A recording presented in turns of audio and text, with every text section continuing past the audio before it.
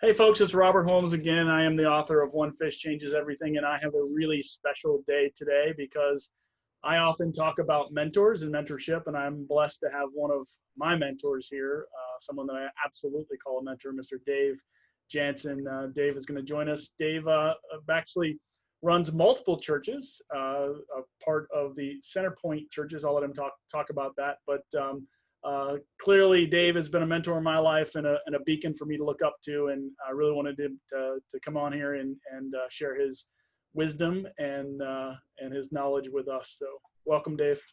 Hey, it's good to be here, brother. I really honored to be a part of this, and I hope you know I learned so much from you as far as leadership and everything. I love to pick your brain, and I'm glad I can be of some help to you for a change. So, Well, good. I'm hope that you can find a few little things that you can pick out of my brain that are worthwhile. oh, There's I always do. lots of stuff in there. Some of it good, some of it bad. All right. So, hey, what we'll do is kind of go through this. It's pretty straightforward. We'll have an informal conversation. I'll ask some questions, and we'll see where it goes from there. Certainly, we'll be led in a direction I'm 100% certain, and I'm sure that we'll all learn a little bit about you and about your faith and your knowledge and your wisdom. And so, here we go. So let's start by doing this. Let's start by you telling everybody where you grew up, a little bit about your family, Sure. and then ultimately about where you're at today and from a profession standpoint. And we'll go from there. Yeah, yeah. I grew up in central Wisconsin, small city in central Wisconsin. My dad worked in the paper mill, and mom worked at the local school, and um, it was a wonderful place to grow up. I was the youngest of four children, and having grown up in Wisconsin, that makes me a huge Packer fan, a Badger fan, and all of that. So please don't hold that against me, everybody. But I do bleed green and gold a little bit. But um, today, we live here in Columbus, Ohio, actually in Gahanna, which is on the east side of Columbus. Um, my wife of 30 years, we just celebrated our 30th anniversary last week, and we have six kids. We have John, who's our eldest, who we just married off this past weekend, and then Anna, who is a wedding planner here in town, and who also is engaged, and Ellie, who's a student at Ohio State University studying Spanish education. Josh is our fourth oldest, and Josh just started college here in town and moved out of the house here in August. So that leaves just two left in our home. Lolly, who is a senior at Ohio School for the Deaf here in town, and Martha, who is a fourth grader. And Lolly and Martha both came home to us from Ethiopia, let's see, 3 years and 8 years ago. And so it's wonderful. It's changed, a lot in the last couple of years. Our home has changed a lot. So going from six to now to two, but it's all good. We're blessed. So now what I do here in Columbus is I lead Centerpoint Church. My wife and family moved down here in 2002 from Michigan to plant this church, and it's been a wonderful ride since then. We have 4 campuses here in Columbus, 3 English-speaking, 1 Spanish-speaking campus, and we have a campus in Nagpur, India. It's all on the way of a vision of planting 10 churches here in Columbus and 2 worldwide. And it's been a wonderful ride that God's had us on. We've loved every bit of it.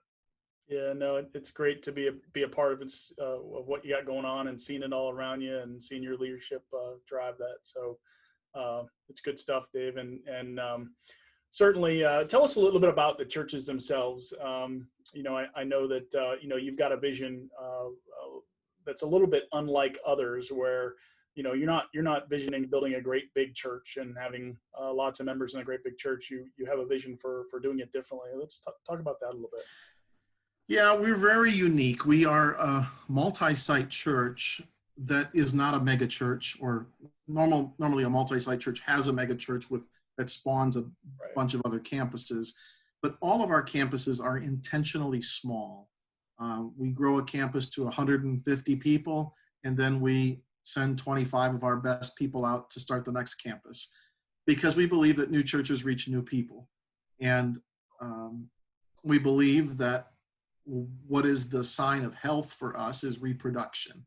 Um, Healthy organisms reproduce normally, and the church is supposed to be an organism, not an organization. And if it's healthy, it's reproducing disciples and leaders and groups and ultimately other sites. So it's a vision that is really about multiplication of small churches throughout the city. Yeah, which I love. I think it's a unique vision from that standpoint, and I think it's highly effective, especially from the community relationship standpoint. Certainly, Jen and I were in a church about the size, about 150 people in Georgia, and we came here and began to go to a much larger church, and it felt a little displaced. And so when we found Centerpoint, we certainly felt back at home in that, and it's because of that community relationship. It's the fact that you can come in on Sunday and have a deeper relationship than a wave or a nod, and Yeah. you know what's going on in other people's lives, and you get to a point where you're not afraid to share that with everyone, and I think that's a good thing for everybody, for sure. Yeah, that's the beauty of it for us. The reason why we do what we do isn't to put a cap on growth. We're continuing multiplying all of this, but it allows the local church to remain a family, and for Right. people to know your name, and for discipleship to be at a deeper level. And for us, that seems to work. So Yeah, agreed. Okay, so let's play the rewind game. This is something we do each and every time. We rewind back to a specific year, and then let us know what was happening during that year, and then what got you from there to now. And sure. 1993 is your year, Dave. 1993. Well, 1993, I was halfway through seminary. I was attending Western Theological Seminary in Holland, Michigan, and I was a middler. It's a 3-year program, so I was the middle year. And it was kind of a watershed year for me. Interesting you picked this date. I hated seminary with a passion. Like I did not enjoy it at all. I came out of a Bible college background, so I had attended Bible college first, and there I was like a sponge. I mean, I was just, soaking everything up, and I was learning, I was growing, and I was changing, and it was wonderful. And then I got to seminary, which was a different level of academia, and it felt like, how do I put this nicely? It felt like really a step backwards in some ways for my development, at least for what I wanted to do. It felt like they were trying to deconstruct a lot of the things I've just learned, and so that they could kind of redo them. At the same token, I felt like the professors, brilliant minds, I mean, great theological minds, but couldn't necessarily teach. And it's one thing you can write a book, and have a lot of information, but that's another thing to be able to convey that to others. And I was just in a really bad place. Spiritually, felt like I was drying up. It was all head knowledge work. It was all academic stuff, and my heart was just getting really dry. And so I went from this great spiritual time in college to now this really dry time in seminary, and I expected it to be just the opposite. So about halfway through in 1993, I wanted to quit, and I wanted to quit badly. In fact, I remember sitting back then. They made us be a part of what they called a colloquy, which it was a student group led by a mentor, and you kind of had to just process your learning with this group on a regular basis. And I just remember breaking down. I was on the 6th floor of the library with this group in a conference room, and I literally broke down in tears because I hated this so much. I thought this was such a disappointment, and I just wanted to quit. And I went home, and my wife kind of talked me off the ledge, uh, and just kind of said, "This is what you're called to. This is what you've been gifted for. This is what you're supposed to do. Don't give up, and keep looking ahead at the day this is over, and you're doing what you're supposed to do." And uh, I just had to grind through it. So that 1993 year was rough. It just was. I just had to. I mean, it was a wonderful year with my wife. We were, you know, 3 years into our marriage. It was wonderful that way.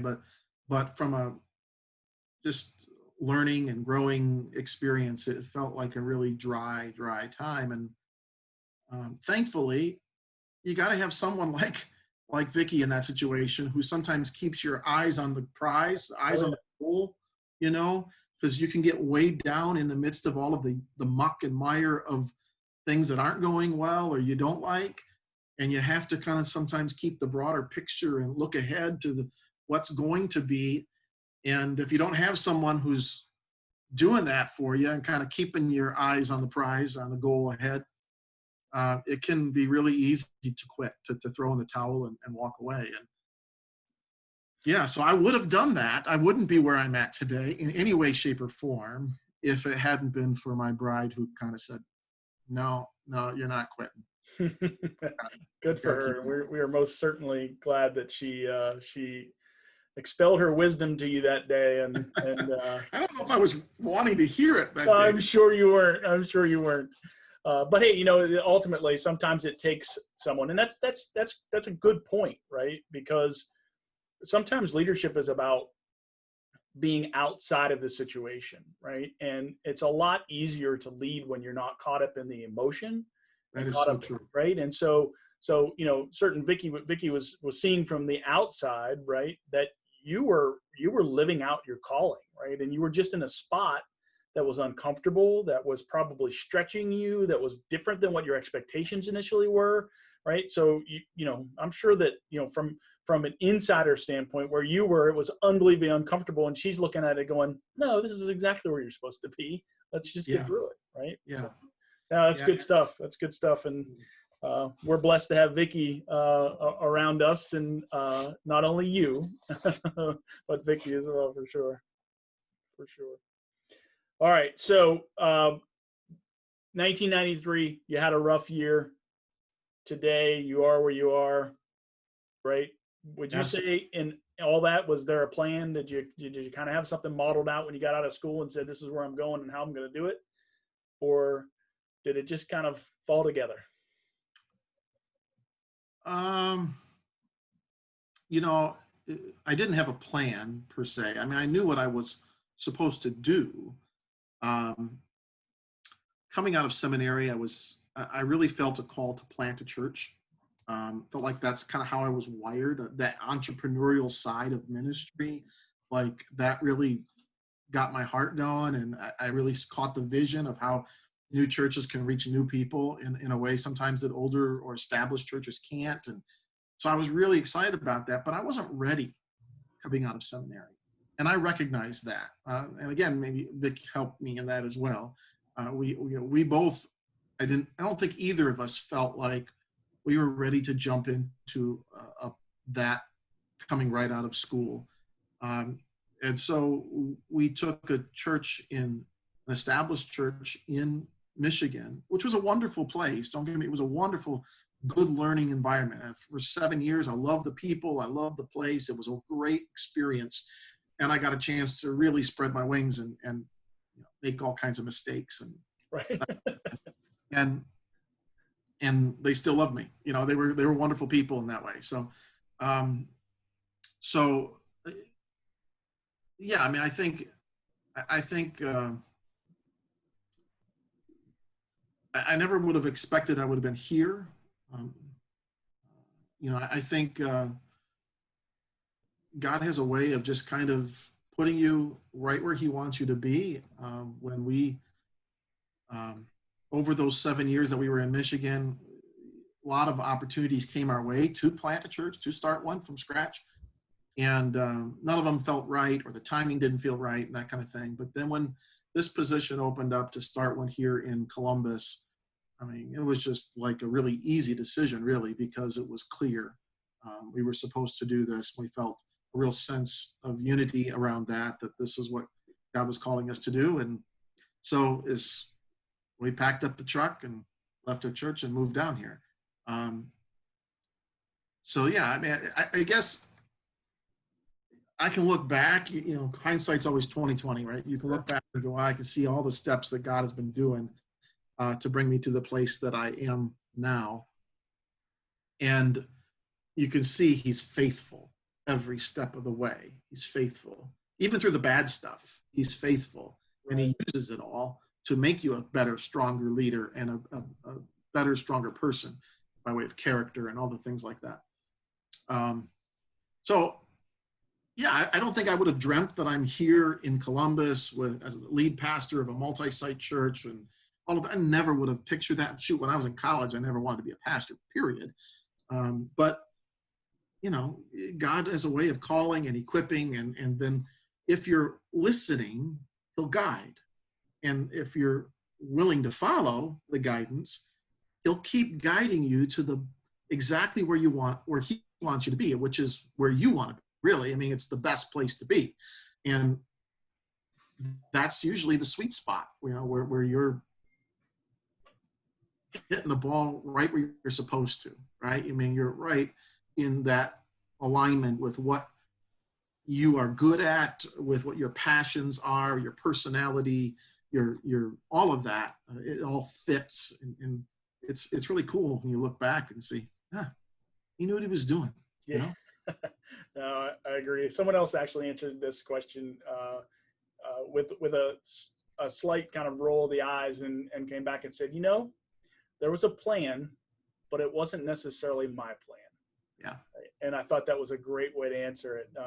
Very, very much what you said, right? Is that it's very clear that as long as you're saying, okay, God, you've got this, that plan is going to work out, and it may not have been something you ever dreamed of, but it's Absolutely. something that was laid out for you. So good stuff. All right, so I've been blessed over the years, as I mentioned when we first started this thing, and you've been a blessing to me in the time that we've known each other, Dave. And I truly consider you a mentor and someone that I can talk to, I can share my heart with, and I really find your words to be true guidance for me, because I know they come based in truth. So, tell me about mentors you've had in your life. Honestly, I haven't had that many. Wow. To my detriment. My father, and mother were certainly great mentors. They showed me how to follow Jesus. They showed me what it looked like to be a godly man, a godly husband, a godly father, all of that kind of stuff. I got a wonderful example set for me. And to be honest with you, when you're growing up, far more is caught than taught, right? I mean, they modeled it. They showed it to me, what it looked like to be the kind of person that I wanted to be. So that, in that sense, my dad especially, I think, really helped me in that. As far as vocationally, the mentor that sticks out in my mind was when I was in seminary. There was a guy named Pete Winkle. I actually served under him as his assistant pastor when I was in seminary. And Pete was just, it was a beautiful thing to watch him love the flock. He cared for people in a way that taught me much. At the same time, he taught in a way that was practical and relevant to people's lives. And so, the combination of love and truth is what we always have to do, right? Love without truth is just flighty fluff. It's good, but it lacks substance. Right. Truth without love is poisonous. It hurts people. It turns people off. But you put the two together, it's powerful, right? And Pete put the two together. I will say this though. I don't know if I should or not, but Pete's no longer in ministry. He made some decisions that hurt his family and hurt his ministry in a big way. And I don't really even know now what he's doing.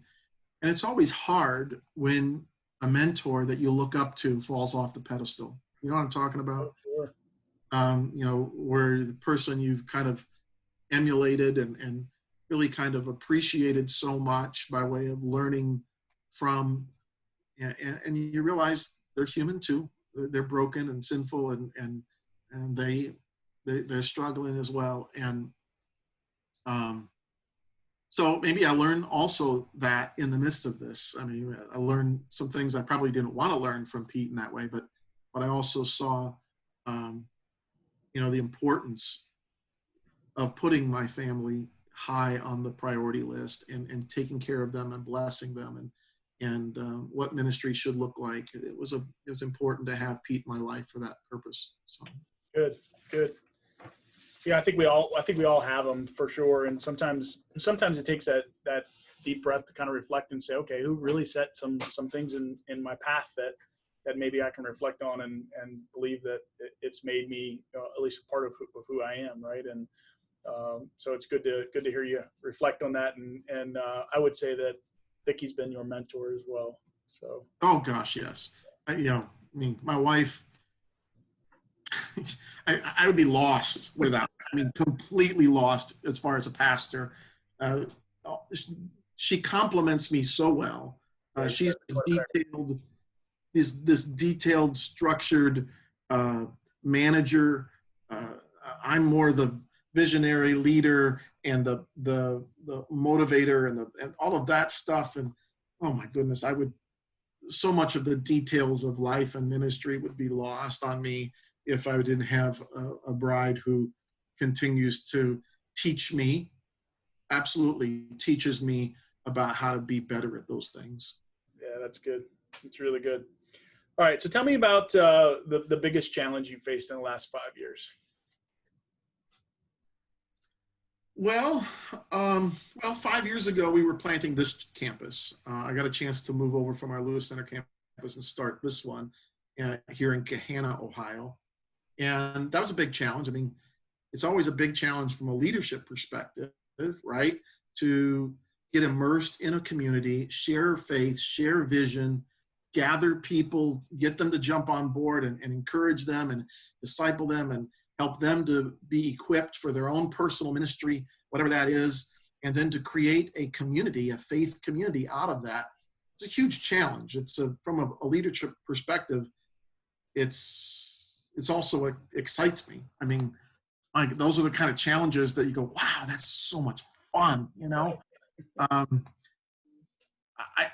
but it was a big challenge nonetheless. I think otherwise I would say the last 6 months, going through COVID and not just COVID, with learning how to lead a church through a pandemic and through a time when worship is not available and all of that. But more than that, I would say also leading through a time of injustice, racial and social injustice and violence and political polarization. So it's been a really difficult time from a leadership perspective to be able to lead people while not being in front of them on a weekly basis for worship, and yet especially leading people through a time that is so polarized. It is a hard time to lead a church in that way. Yeah, I imagine. It is a time where everything is deemed political. And I'm not a political guy, at all. I'm a biblical guy. I'm all about teaching the Bible. But a lot of the stuff that's just plain biblical is now thought of by people from a political standpoint, caring for the poor and for the immigrant and for those who are facing racial or social injustice and the valuing life and all of those things. I mean, these are important, I guess, political issues, but they come right out of, there's some stance that I have to teach that's just in teaching scripture in the Bible. Um, so it's a tough time. I'm finding it to be a significant challenge now, to just to guide our flock through this time of upheaval, from a pandemic, from violence, from injustice, from all kinds of fronts. It's Yeah, been, it's interesting because and I can see the challenge and certainly and you and I have talked that I'm at a point where I can't wait to get back in church, right? And so as a leader, I'm looking at you saying, "Holy cow! Not only do you have to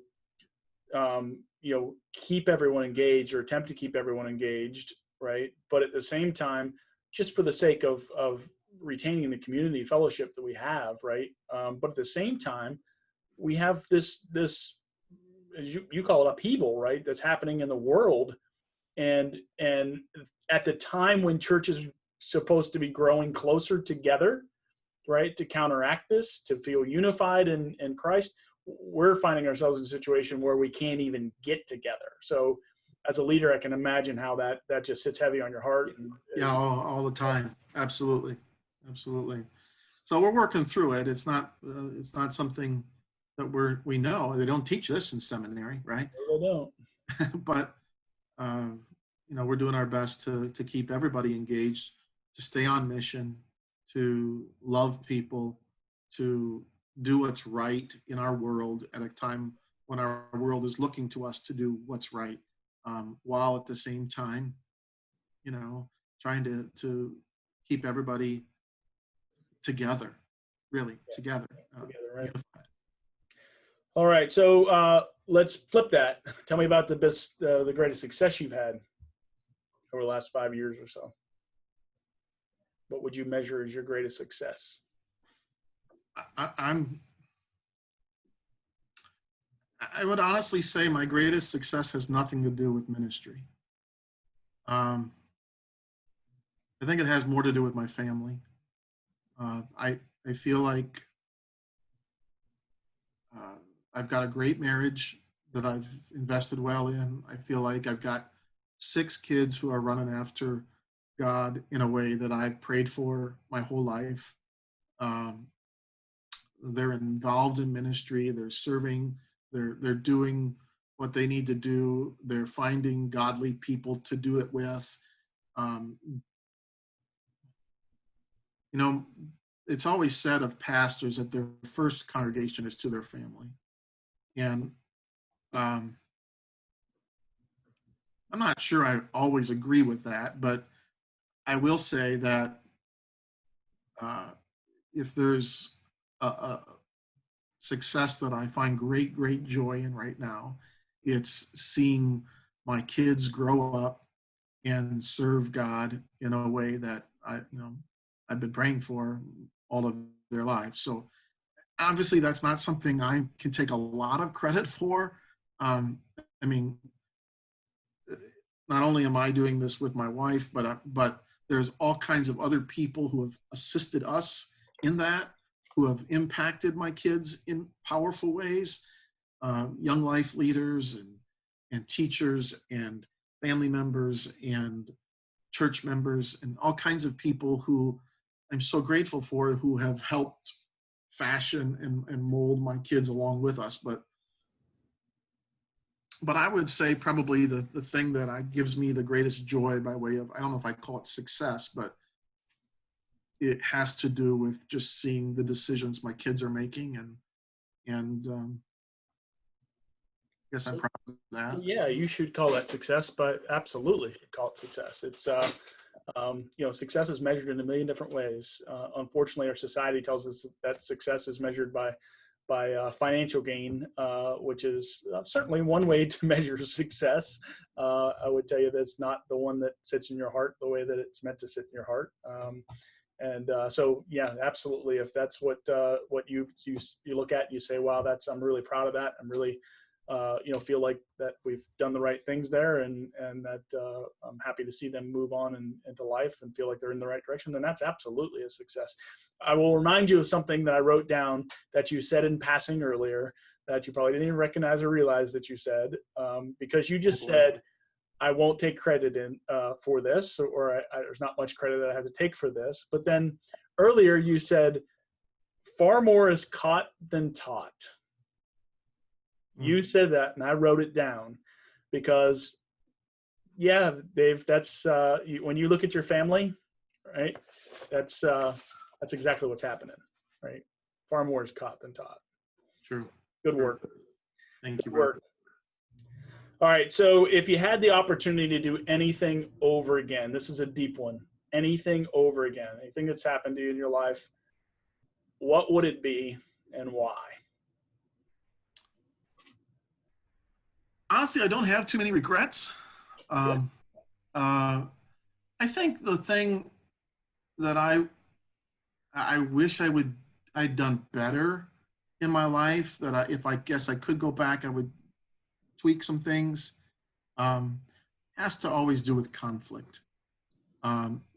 So often, emotions get the better of me in conflict, where I'm not being calm, or I'm not being creative in my problem solving or my conflict resolution skills, and I'm not the less anxious person in the room. And yeah, I mean, I look back at my life and I'm like, oh, I blew it that one. I blew it that time. I blew it then. I blew it then. And usually, to be honest with you, those times are in relationship to conflict, where, I'm either not following the biblical guidelines for it, or I'm just letting, my emotions, do what drive me.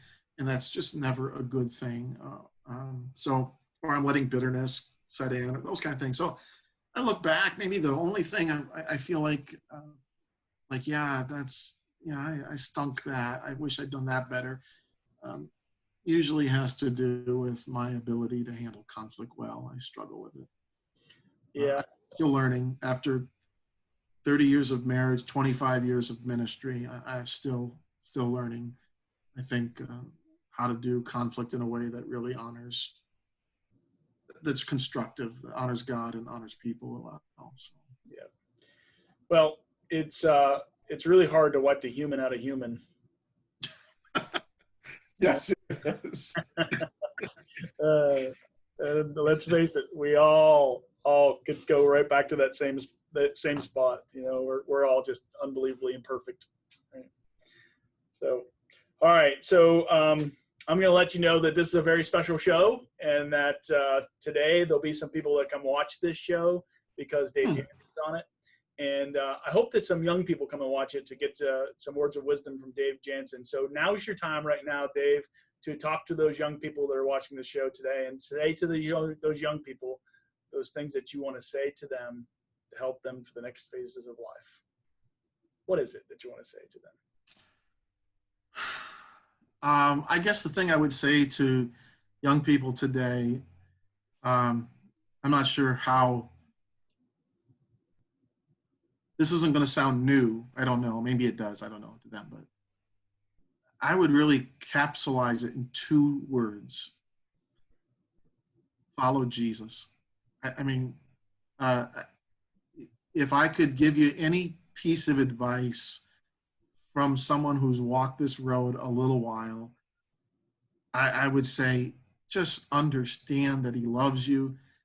He died for all the wrong things that you've done, and he's the only person in history to rise from the dead to prove that he could offer you forgiveness and eternal life as a free gift simply by following him in faith. And so I guess the thing I'd want everybody to know, not just young people, I guess, would just be, if you want to have the best life you can have, not the most comfortable life, not the easiest life, not the wealthiest life, that's for sure. I mean, if you want to have, though, the best life, the most meaningful, the richest, most satisfying life there is, follow Jesus. I mean, he's shown us how to have a rich and meaningful life, how to have life and have it abundantly. And uh, and of course, there's eternal consequences to this one, not just this life, but also to the next. So, I would just say to the young people who might be watching this today, from this old guy, just do what people have been doing successfully for the best life possible for the last 2,000 years. Follow Jesus. Love it. Love it. All right. So we're going to close this with 3 questions. Okay. First question is, what do you think makes a great leader? What are the characteristics you think make a great leader? A great leader is being the kind of person people want to follow. It is not being the most charismatic, the best smooth talker, trying to get people to do what you want them to do. That is not the greatest leader. The greatest leader is the person who is the kind of person people want to be, a person of high integrity and honesty and character and all of that, and who not only are someone you can look up to by way of character and the kind of person they are, but then in love, they tell you how to have how to take the best path forward.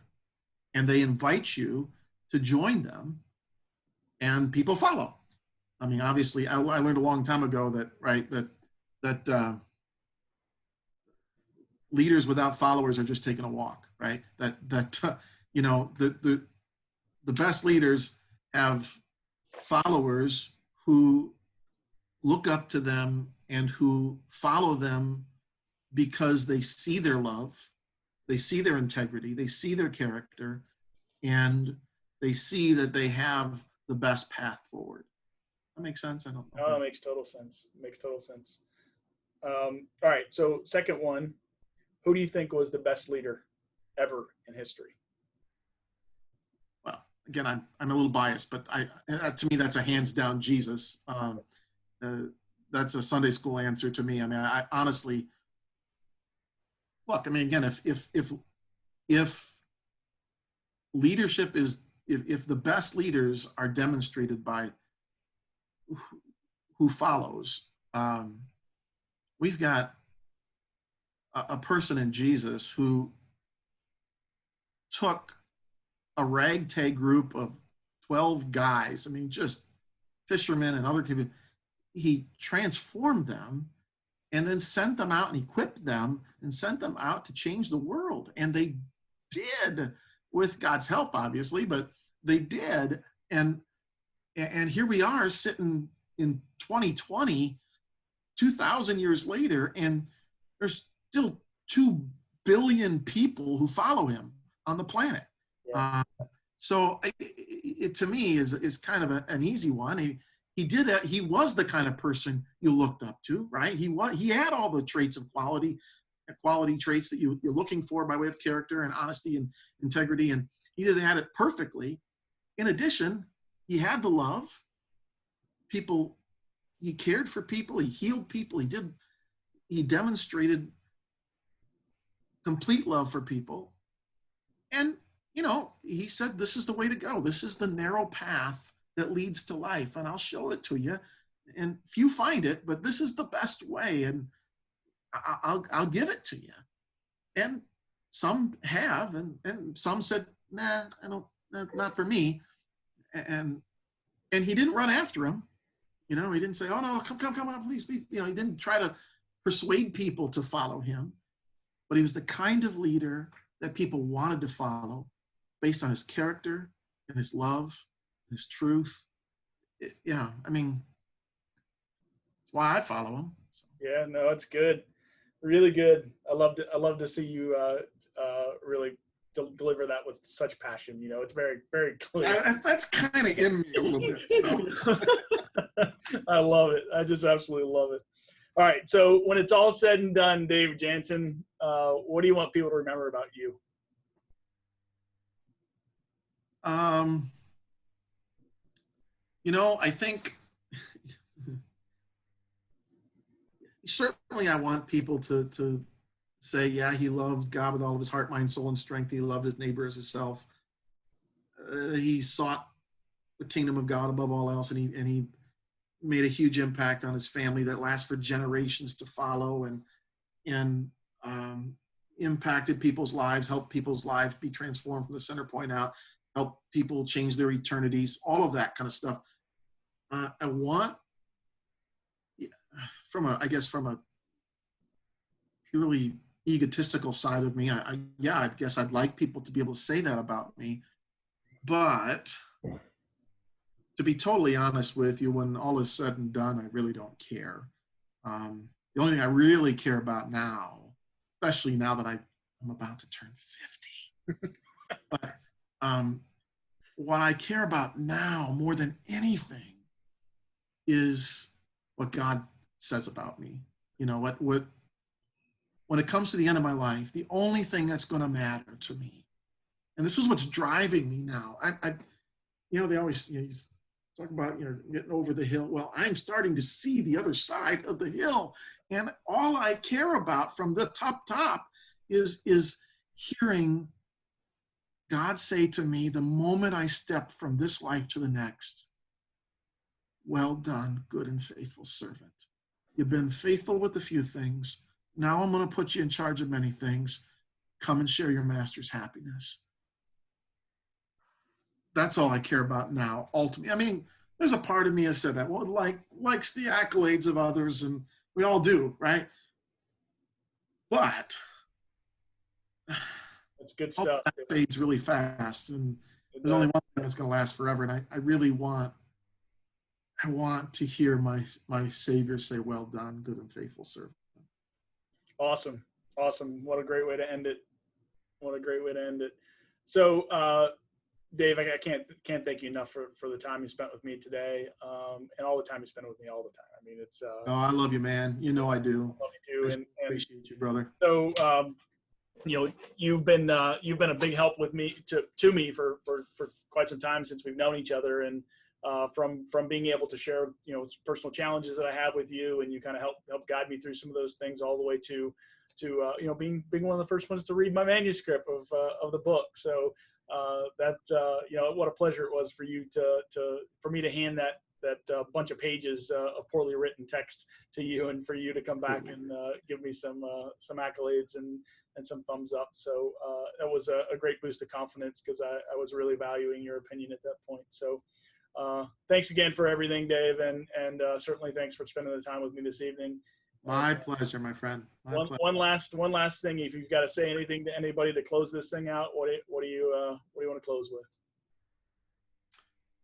Yeah, I mean, it's been a joy to be with you. I want, if I could, this is like maybe a little bit self-serving, but I would just say, read this book, One Fish. Absolutely. It is a book.